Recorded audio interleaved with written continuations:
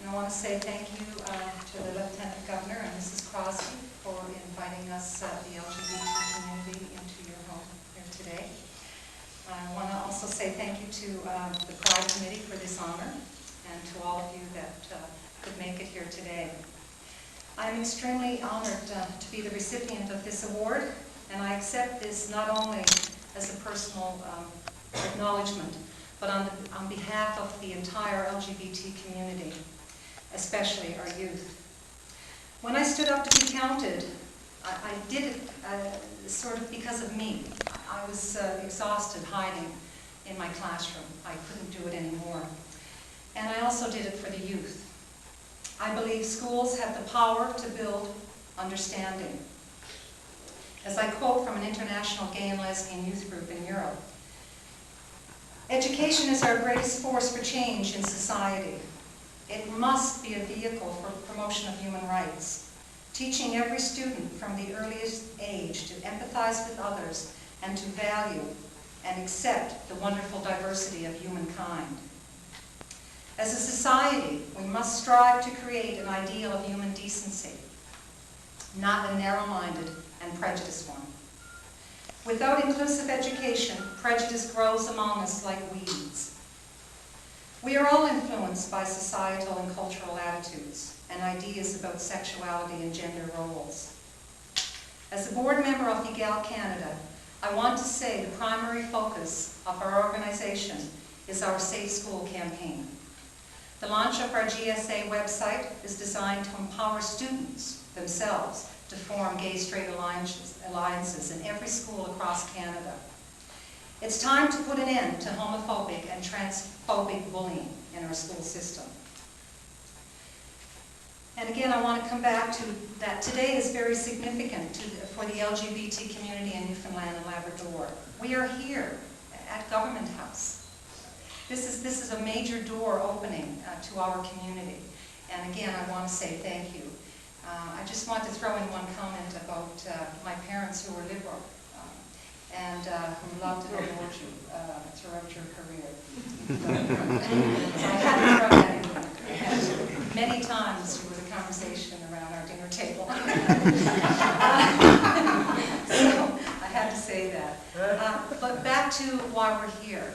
We have, as a group of people, we have a lot of work to do in the education system. We must ensure that the rights and the dignity of all our youth, including our LGBT youth, are respected before they leave school, so that they can leave with their self-esteem and their dignity intact to tackle the world.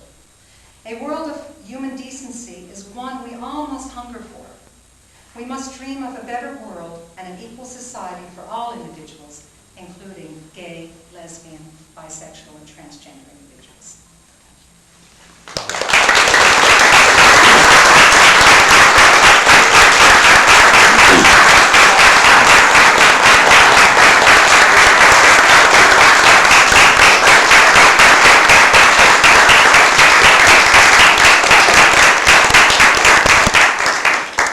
Thank you, Susan. That was lovely. And this concludes our ceremony.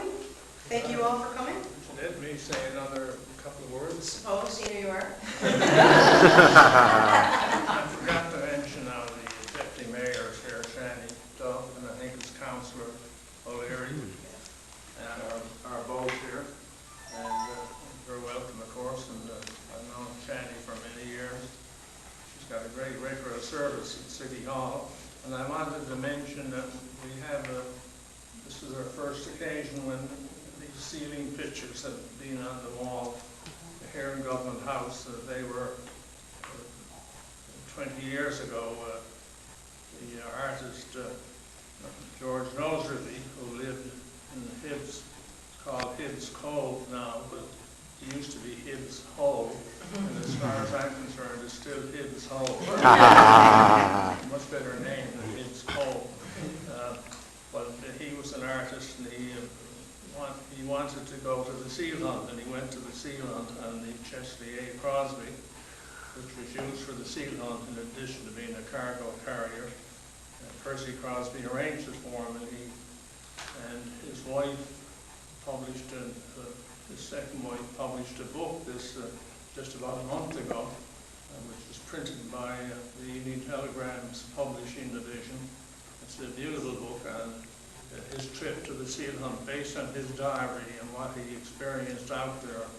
And that book had 18 portraits.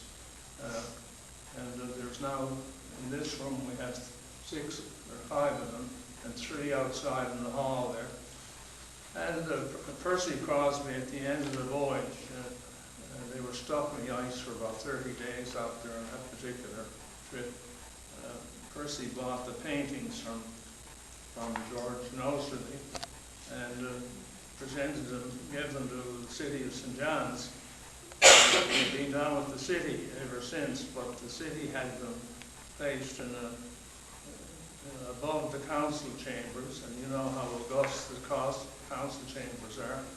Nobody goes tramping through the city hall chambers other than councillors and indignant citizens.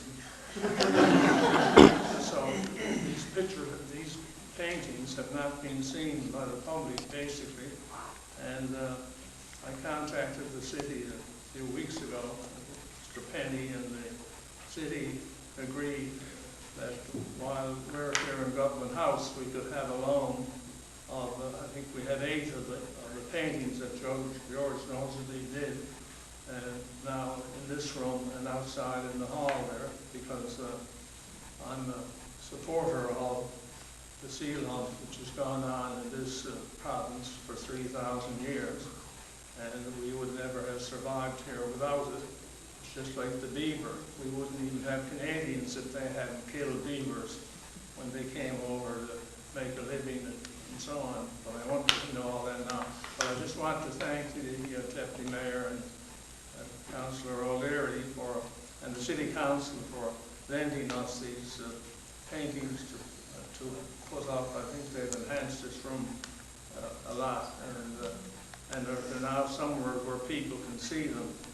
So I just wanted to add that, having forgotten in my shyness to mention it. My earlier remarks, so thank you. Thank you.